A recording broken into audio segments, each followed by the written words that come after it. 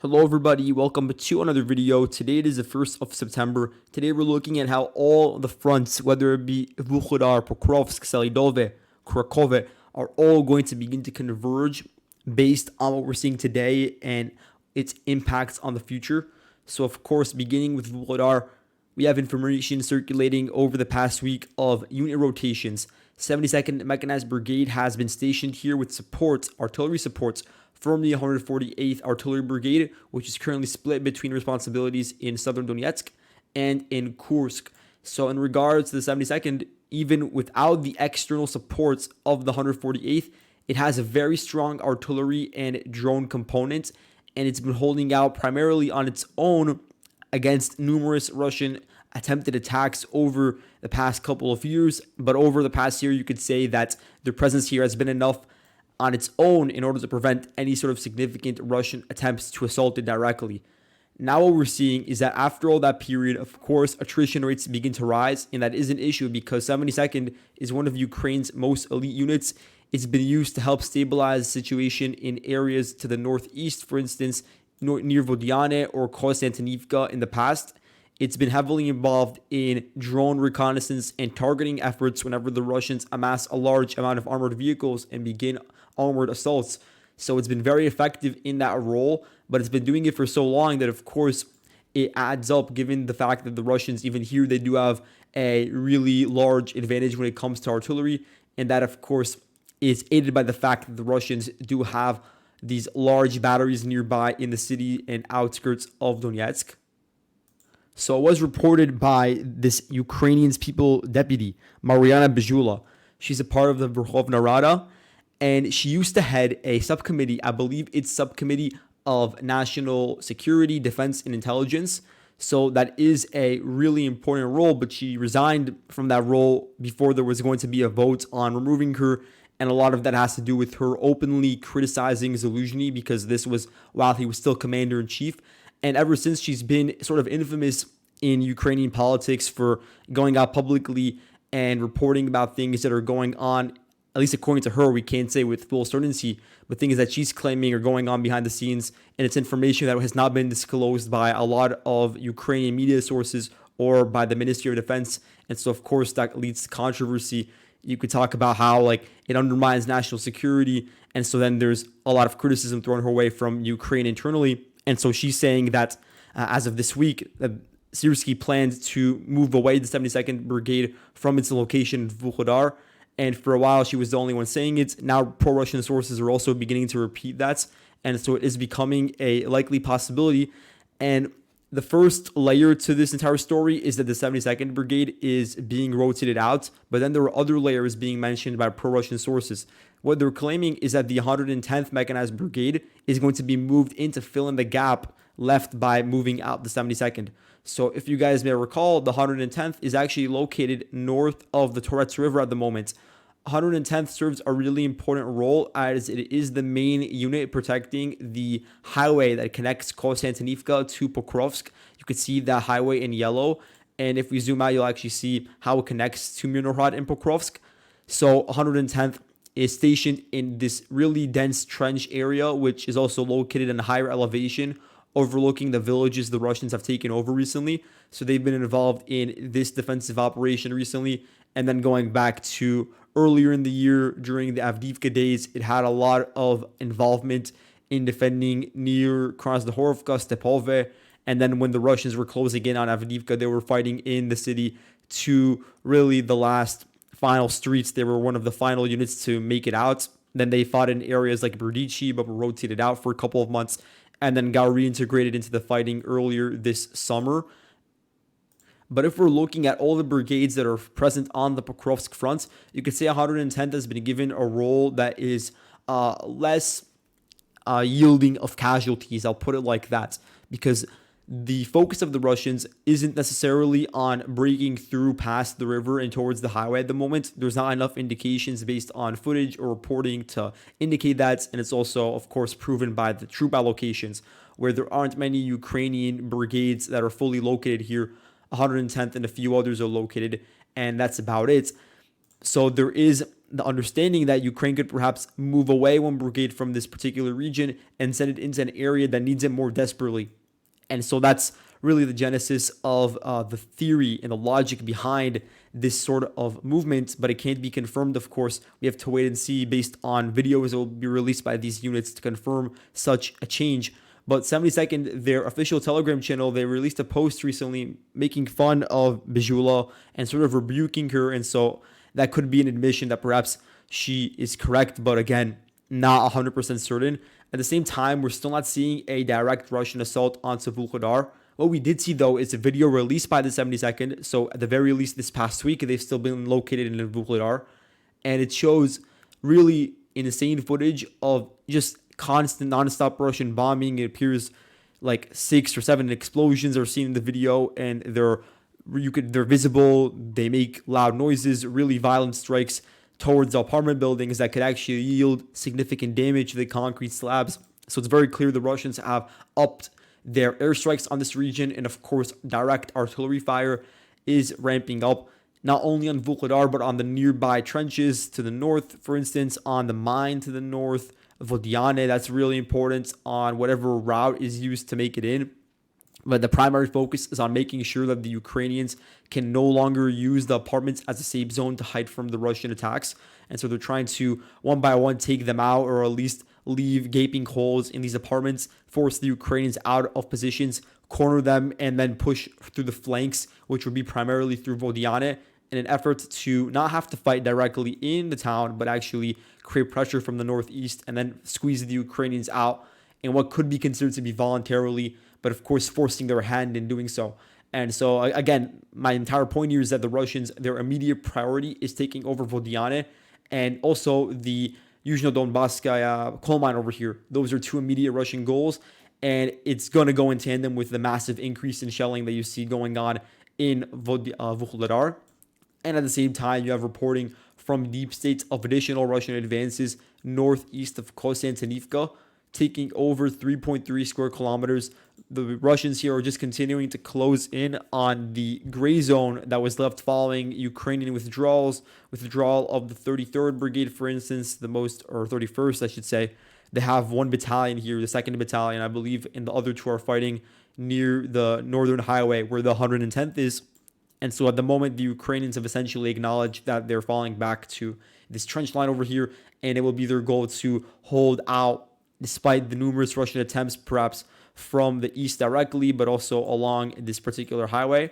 And then, of course, they have the insurance due to the fact they have another trench line located just west. But as we said previously, that will be the final solid static line of defense before the Russians do have access to a large quantity of open fields and tree lines that would directly flank a large number of Ukrainian villages that are not yet at a line of contact, but very well could be, and they very well could be overlooked.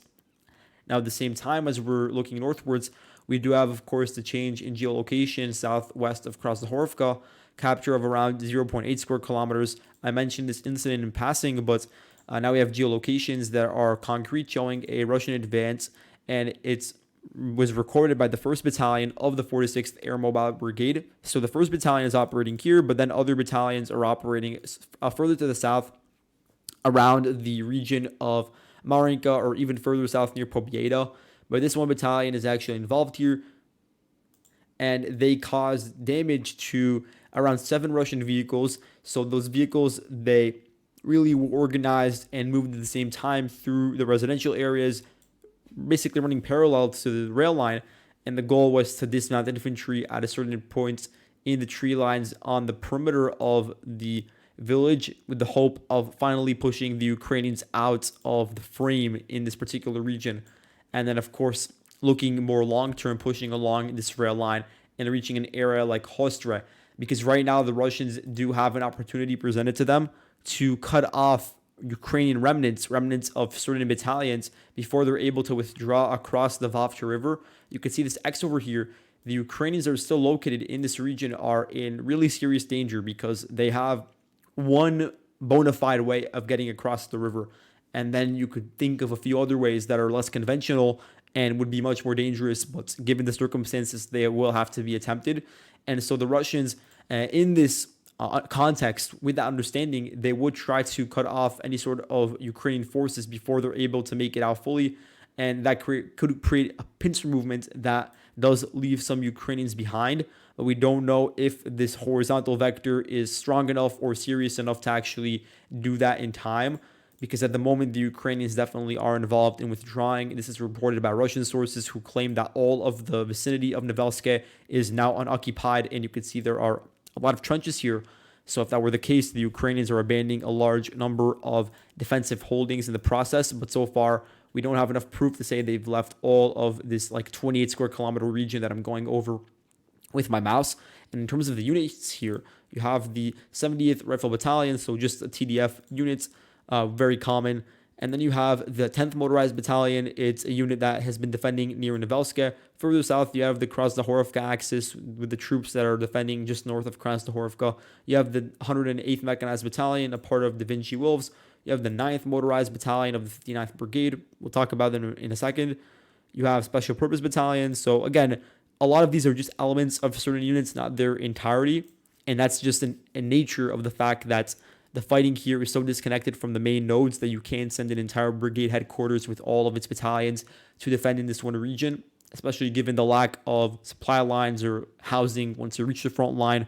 But again, they are still holding out, and it could be in the low hundreds. That's just a ballpark estimate at this point. But of course, they would have to look at utilizing the paved road branching out of Krasnohorivka, then taking a right, or I should say westward turn towards Zelana Druhe. Because at the moment, the Russians are really, really close to reaching this final T-junction. And once you reach that T-junction, you have to take a turn southwards and cross over the river near Zhoriane, or even go further south near Alexandropil. And then the way out of the river would be through a region like Hostre and Mykhailivka. And so even in that case, you wouldn't actually be crossing over the river. You would actually just be crossing towards this narrow corridor, and at that point reaching a city like Kharkiv, which is still solidly under Ukrainian control. So while we're on the topic of the Vovcha River, we're now going to zoom in and look at additional changes that were admitted by Ukrainian sources and based on geolocations. In yellow, you can see the Russians have taken over 8 square kilometers. They've taken over the entirety of Mykhailivka. And also, since taking it over, they've expanded their positions westwards into Dolynivka. As we talked about in yesterday's video, it is now verified. The 114th Brigade, they've been involved in intensive operations of hopping from village to village and raising their flags. We've seen it recorded on camera in numerous villages by now. This is the latest one. It was released on August 31st. And a lot of the drone footage shows that in these villages where the flags are raised, there's very little damage caused to houses because the Russians weren't actually firing at it intently up until recently, and then the Ukrainians didn't put up much of a fight, so the Russians had no reason to shell it anymore. And so you could see some in the background, some smoke plumes, but it's very, very minimal. So in total, the Russians have advanced nearly 2 kilometers along the river. And if we're looking a bit to the west, they've also made inroads towards Lysivka. Russian sources already claim that there's been a full capture of the hamlet, which does appear to be realistic because it is a rather small settlement in nature. And you have a strong Russian vector that was involved in the capture of Mymrik, of course. Also, Russian flag raised, I think, from the 114th. So they have several battalions that are operating around here that we'll get to later on in the video.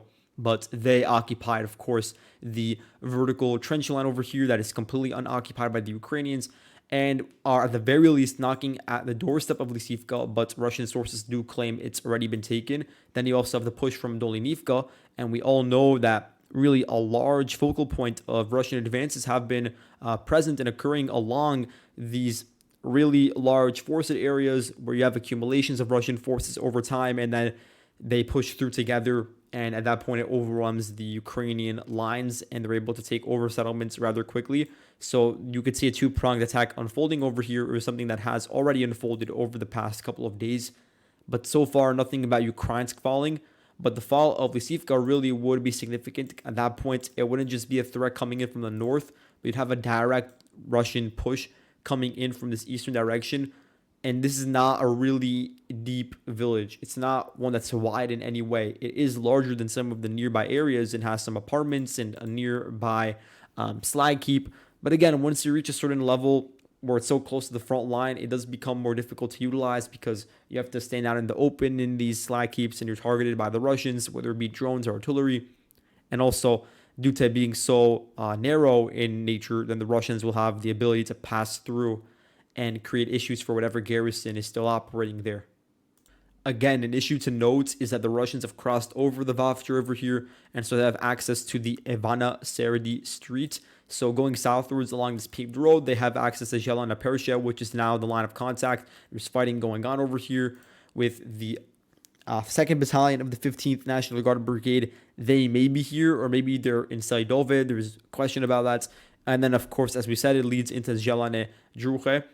To look at Karlivka very briefly, Deep State released a really interesting report that chronicles how the battle changed over the past couple of months, and it gives us an idea of the unit composition involved in its capture. So the 11th Battalion of the 59th Motorized Brigade, they were involved in the defense of Karlivka since June 13th. So soon that's going to be 3 months, but of course it's been taken already, so you could say they successfully defended for around 2.5 months, which really is a significant feat given the fact that it was only one battalion conducting most of this defense, and it is a relatively small settlement. Now, they mirrored this defense off of a lot of other successful Ukrainian defensive campaigns, and I guess when you say successful, not in the end, because eventually they were lost, but in terms of just dragging their feet out, a lot of similar things happened in nearby villages like Pervomayske, Vodiane, Piskin, Etalove, etc. These fights were dragged out, and so then the hope was to do the same thing in Karlivka, lest the Russians actually cross over the river and do what they're doing right now.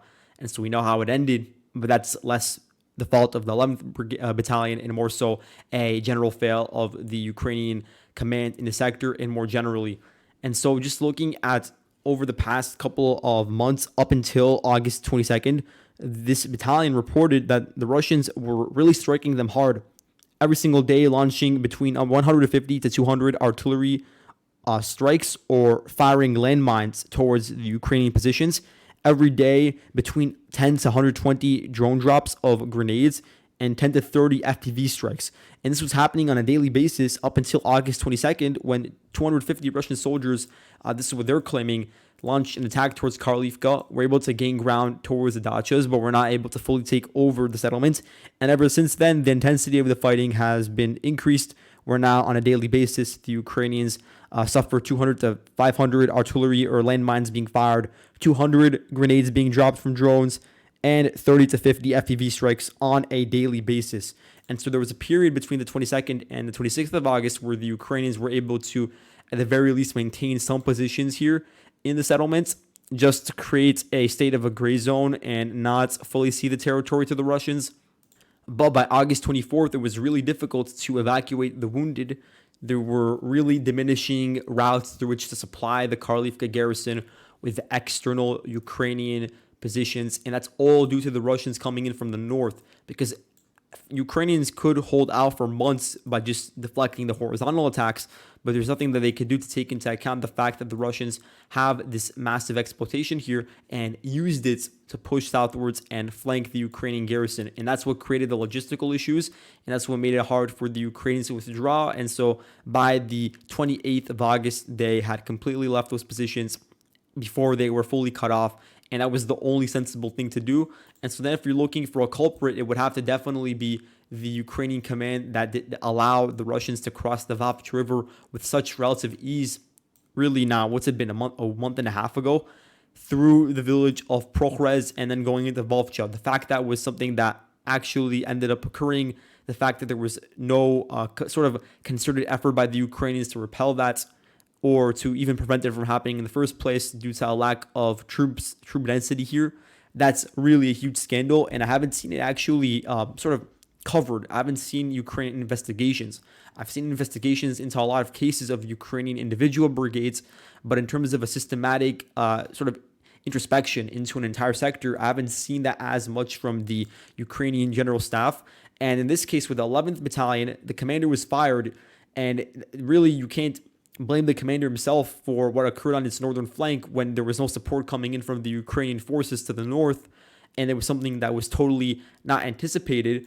But it's not just an issue with Karlivka when it comes to losing settlements. There hasn't been anything raised about issues with Ukrainian units losing Novohordivka in around 3 to 4 days, or losing other significant villages like Mimrik, looking at Mykhailivka reaching all the way to Salidove. There hasn't been the same sort of reaction as there has been, according to deep states, to the specific battalion, the 11th.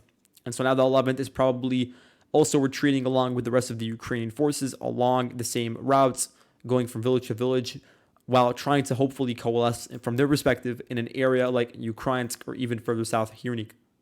Now, something that is really incredible to me is that the 11th Battalion claimed that during this significant Russian onslaughts, they only were able to use 10 to 30 shells of all types per day. And so then, in some cases, it could be over a 10 to 1 artillery advantage for the Russians in this specific sector. That's just really a massive amount. And it's sort of telling because sometimes the averages are a little lower, but then in isolation, when the Russians really are concentrating everything on a certain village, it could be much higher, and sometimes the full story is not being told with the general average. So in total, the Russians used around 1,000 men to occupy Karlivka, and it includes the 1st and 3rd battalions of the 114th Motor Rifle Regiment. You could see also the involvement of the 1,454th Territorial Motor Rifle Regiment, the Somali Battalion, as you may be aware of, and even elements of the 110th. Let's see where they are actually over here. The 110th Motor Rifle Regiment, which is also here, or brigade, I should say. And so that's the main garrison involved in Karlivka. And since then, they've also been involved in all of these advances that you see marked in yellow. And just to go a bit to the north, I want to look at Salidove because, again, I haven't changed the map that much in recent days, but the claims surrounding the battles here have really begun to uptick. But so far, I'm not seeing enough footage to change any sort of drastic things about this map.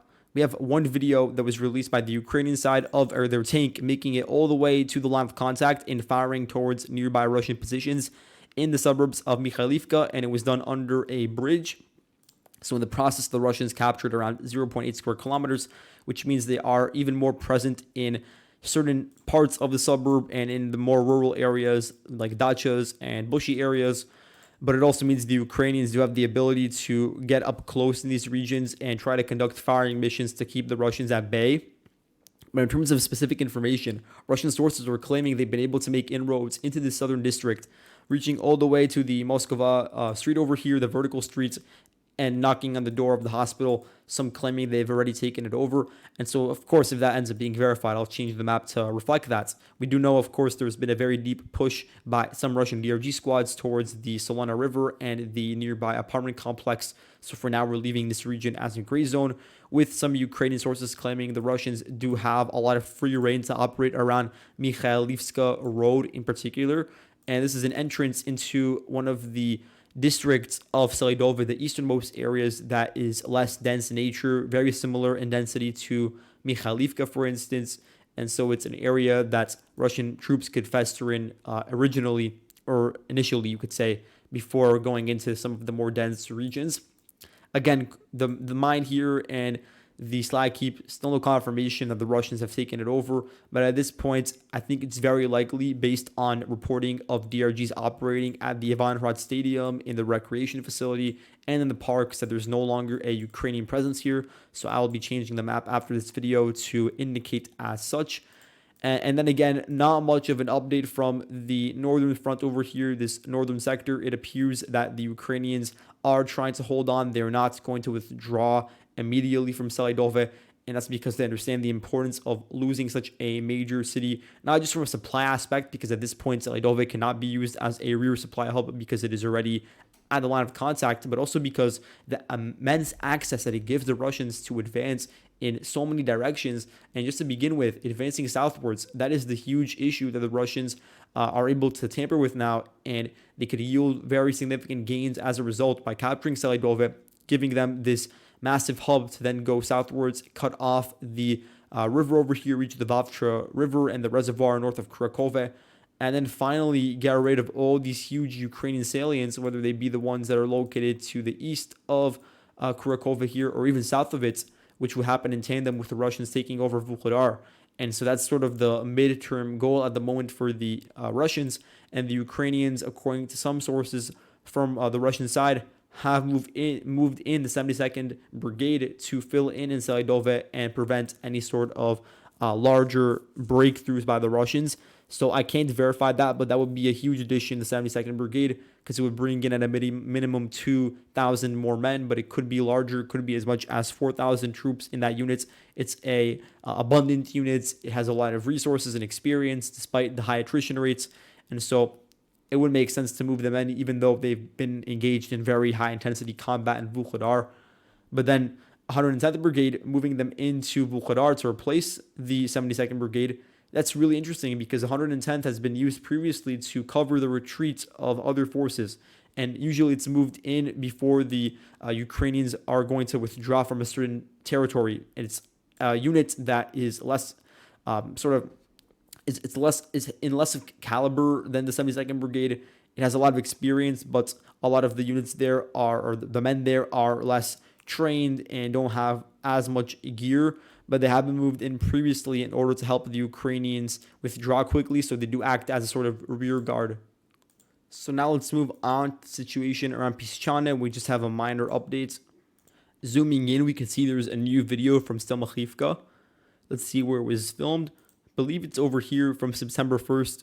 You have the National Guard unit called Omega Krila. It's this drone unit that is a part of the National Guard, and they just conducted various FPV strikes onto houses in Mykhailivka, but also towards its eastern approaches through which the Russians are able to enter there in the first place. So you can see the units present over here on my map, and it also gives us further confirmation the Russians actually are serious about occupying the village in its entirety.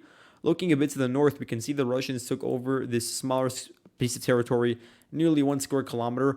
And again, you're seeing a consistent theme of Russians here utilizing the forested areas to push through and push in rather convoluted ways. When it looks like this on the map, it looks convoluted, but from a Russian perspective, it seems logical because they're not receiving too much pushback on the ground from their flanks. So there's really not an issue with them getting cut off at the moment. And they're, of course, able to utilize the tree lines for their own concealment using the foliage.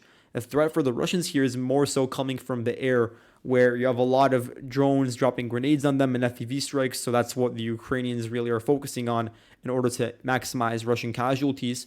But just as a sort of thing that we're seeing on the map, you could see how it's forming in a way that is going to eventually cut off the positions here, these fields that are located in between Mykhailivka and Berestove. And then the question is whether the Ukrainians are already withdrawing from this area or are planning to, because they don't have any houses in this region, no basements, not a lot of dug-in positions, some tree lines. But again, it is on some high elevated area without much connection to the rest of the Ukrainian garrison, which is located like 6, 7, 8 kilometers westwards with actual villages. So the Russians really are hoping that they'll be able to cut off this particular region and then have this really strong salient to push forward to cut off the Ukrainian connection between the northern and southern parts of the Vovcha River, as we always talk about. And then we also have the video from Pischane to confirm further Russian advances. So here you have the Pomsta Brigade, I think that's a National Guard unit, and also the 205th Battalion of the 241st Territorial Defense Brigade. They released their own video separately, which showed strikes onto Russian forces, mainly drones dropping grenades. And so there's just a compilation of that on Russian soldiers walking through forested areas, including at night, and it was released just today. So yeah, that's all I have for today's video. Thank you all for watching, and I'll see you guys in the next video. Goodbye.